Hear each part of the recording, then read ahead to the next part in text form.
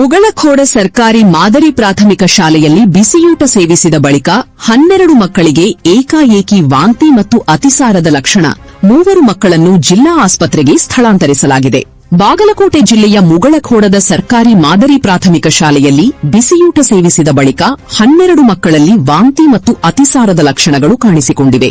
ಅನಾರೋಗ್ಯಕ್ಕೆ ಒಳಗಾದ ಮಕ್ಕಳ ಪೈಕಿ 9 ಮಕ್ಕಳನ್ನು ಮುಧೋಳ ತಾಲೂಕು ಆಸ್ಪತ್ರೆಗೆ ದಾಖಲಿಸಿ ಚಿಕಿತ್ಸೆ ನೀಡಲಾಗಿದೆ. ವೈದ್ಯರ ಮಾಹಿತಿ ಪ್ರಕಾರ ಅವರ ಆರೋಗ್ಯ ಸ್ಥಿತಿ ಸ್ಥಿರವಾಗಿದೆ. ನಿರ್ಜಲೀಕರಣ ಕಂಡುಬಂದ ಹಿನ್ನೆಲೆಯಲ್ಲಿ 3 ಮಕ್ಕಳನ್ನು ಹೆಚ್ಚಿನ ಚಿಕಿತ್ಸೆಗಾಗಿ ಬಾಗಲಕೋಟೆ ಜಿಲ್ಲಾ ಆಸ್ಪತ್ರೆಗೆ ಸ್ಥಳಾಂತರಿಸಲಾಗಿದೆ.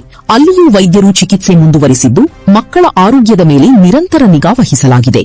ಘಟನೆಯ ಮಾಹಿತಿ ತಿಳಿದ ಕೂಡಲೇ ಜಿಲ್ಲಾಧಿಕಾರಿ ಸಂಗಪ್ಪ ಹಾಗೂ ಜಿಲ್ಲಾ ಪಂಚಾಯಿತಿ ಮುಖ್ಯ ಕಾರ್ಯನಿರ್ವಾಹಕಾಧಿಕಾರಿ ಗಜಾನನ ಬಾಲೆ ಅವರು ಜಿಲ್ಲಾ ಆಸ್ಪತ್ರೆಗೆ ಭೇಟಿ ನೀಡಿ ಮಕ್ಕಳ ಆರೋಗ್ಯದ ಬಗ್ಗೆ ವೈದ್ಯರಿಂದ ಮಾಹಿತಿ ಪಡೆದರು. ಎಲ್ಲಾ ಮಕ್ಕಳಿಗೂ ಅತ್ಯುತ್ತಮ ಚಿಕಿತ್ಸೆ ಹಾಗೂ ಅಗತ್ಯ ಆರೈಕೆ ಒದಗಿಸುವಂತೆ ಜಿಲ್ಲಾ ಶಸ್ತ್ರಚಿಕಿತ್ಸಕರಿಗೆ ಕಟ್ಟುನಿಟ್ಟಿನ ಸೂಚನೆ ನೀಡಲಾಗಿದೆ. ಇದೇ ವೇಳೆ ಮುಧೋಳ ವಿಧಾನಸಭಾ ಕ್ಷೇತ್ರದ ಶಾಸಕರು ಹಾಗೂ ಮಾಜಿ ಸಚಿವ ಆರ್ಬಿ ತಿಮ್ಮಾಪುರ ಅವರು ಕೂಡ ಅಧಿಕಾರಿಗಳೊಂದಿಗೆ ಮಾತನಾಡಿ ಮಕ್ಕಳಿಗೆ ತುರ್ತು ಚಿಕಿತ್ಸೆ ನೀಡುವಂತೆ ಸೂಚನೆ ನೀಡಿದ್ದಾರೆ. ಸದ್ಯ ಎಲ್ಲಾ ಮಕ್ಕಳ ಆರೋಗ್ಯ ಸ್ಥಿತಿ ಸ್ಥಿರವಾಗಿದ್ದು ಪೋಷಕರು ಆತಂಕ ಪಡುವ ಅಗತ್ಯ ಇಲ್ಲ ಎಂದು ಜಿಲ್ಲಾಡಳಿತ ತಿಳಿಸಿದೆ. ಈ ಘಟನೆಯ ಕುರಿತು ನಿಮ್ಮ ಅಭಿಪ್ರಾಯ